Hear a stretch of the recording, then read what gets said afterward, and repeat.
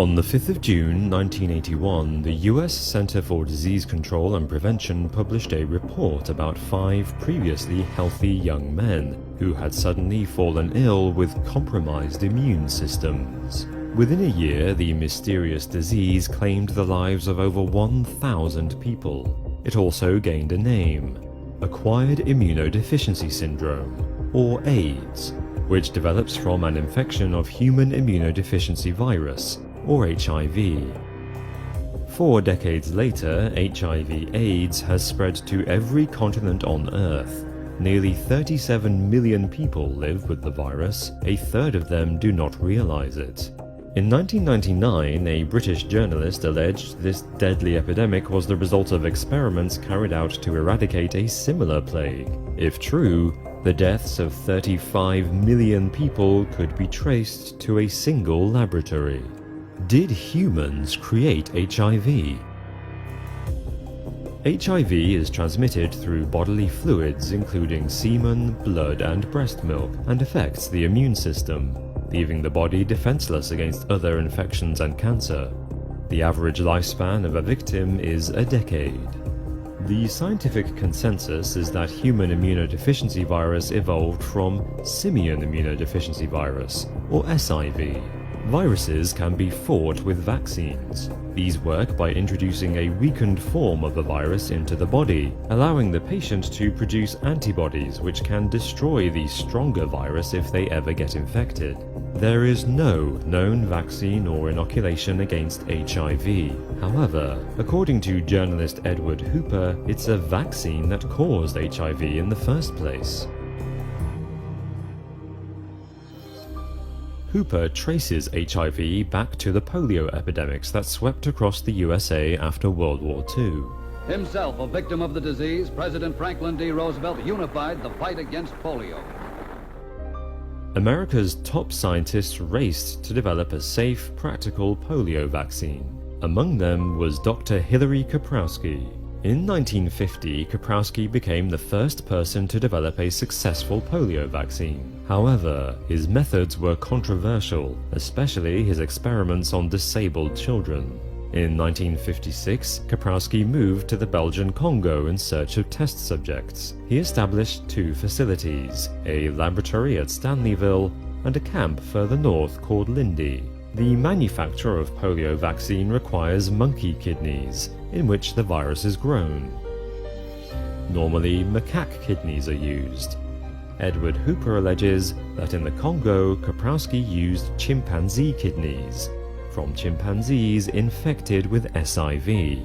Kaprowski then distributed batches of polio vaccine tainted by concentrated SIV and administered them to unsuspecting test subjects. Once in a human host, the virus mutated, creating the first cases of HIV.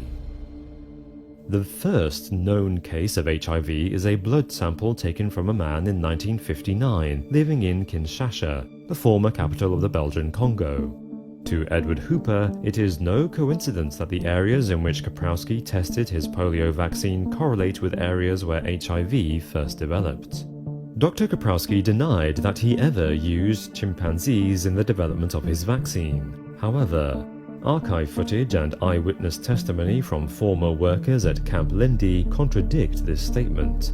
Additionally, former virology technicians Jacques Kanyama and Philippe Elebe, both based at Stanleyville, claim they produced tissue cultures using chimps from Lindi. Yet, this evidence has been refuted by many of those involved in the vaccine trials in the Congo, including Dr. Kaprowski. Stanley Plotkin, himself a pioneer in the vaccine for rubella, attested that he was at Stanleyville from August 1957 to June 1961, and never saw or heard of chimpanzee cells. Kaprowski maintained that the work carried out at Stanleyville had nothing to do with the manufacture of the vaccine, merely the testing of it. At the Wistar Institute in the US, where Kaprowski says the vaccine was made, Chief Technician Barbara Cohen stated categorically that at no time did I ever receive or work on chimpanzee kidneys, nor know of anyone who made polio vaccine in chimpanzee cells. Nevertheless, chimpanzees were used in Kaprowski's experiments, just not to grow the vaccine. A paper by Belgian scientist and eyewitness Ghislain Courtois states the chimps were test subjects used to monitor the effectiveness of the vaccine. Meanwhile, the evidence provided by eyewitnesses Jacques Kanyama and Philippe Alebe has been called into question. Former camp doctor Paul Osterrieth claims he has no memory of Alebe. He does recall Kanyama, but says he was a low-level employee with no scientific background and did not work on cell culture. According to the accepted theory, SIV transferred from chimpanzees to human hunters in the 1920s. As it evolved into the stronger HIV, it reached the Congolese capital, where it spread amongst the densely packed citizens like wildfire, aided by high levels of prostitution and existing sexually transmitted diseases. Yet, recent genetic mapping shows HIV's roots actually lie further north. It stems from 2 chimp colonies in Cameroon, both infected with SIV, not from chimp colonies in the Congo. Hooper maintains that the scientific community has whitewashed the affair and blindly accepted the testimonies of those responsible for creating HIV. However, scientific evidence as well as witness testimony contradicts his claims. Unfortunately, the impact of this debate has gone far beyond who shoulders the blame for HIV. Rightly or wrongly, it has seriously undermined faith in the medical establishment and has contributed to the rise of the anti-vaccination movement. Perhaps for some, it is more comforting to have someone to blame than to accept that one of the deadliest diseases known to man was an accident of nature. The older healer to the soul. It's not your back that hurts, but the burden. It's not your eyes that hurt, but injustice. It's not your head that hurts, it's your thoughts. Not the throat, but what you don't express or say with anger. Not the stomach that hurts, it's the anger. It's not your heart that hurts, but love. And it is love itself that contains the most powerful medicine.